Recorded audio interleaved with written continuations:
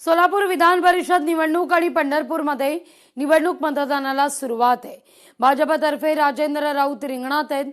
मविया आघाडीकडून वसंतराव देशमुख आपला नशीब आजमावत आहेत। आढावा घेतला आपले प्रतिनिधी अभिराज उबाळे यांनी।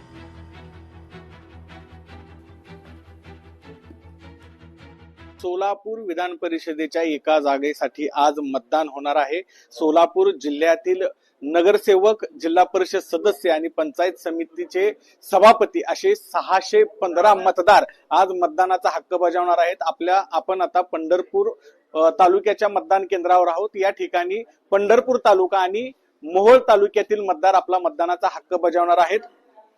पंढरपूर तहसील कार्यालयामध्ये हे मतदान होणार असून पंढरपुरातील आणि मोहोळ मधील मिळून जवळपास 100 मतदार आपला मतदानाचा हक्क बजावणार आहेत।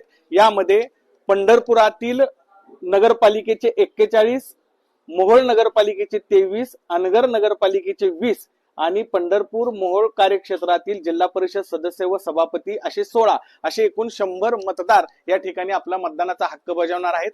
प्रमुख लढत ही दुरंगीच असून भाजपकडून राजेंद्र राऊत तर महाविकास आघाडीकडून राष्ट्रवादी शरदचंद्र पवार पक्षाचे वसंतराव देशमुख ही निवडणूक लढवत आहेत। आणि एकंदरीतच आज 8 वाजल्यापासून या मतदानाला सुरुवात होणार असून संध्याकाळी 5 वाजेपर्यंत हे मतदान पार पडणार आहे। एकंदरीतच दोन्ही पक्षाकडून विजयाचा दावा जरी केला जात असला तरी आज मतदार आपला कौल कोणाला देतात त्यावरच 22 तारखेला विजयाचं गणित मांडलं जाणार आहे। अभिराव जोबाळे, लोकशाही मराठी, पंढरपूर।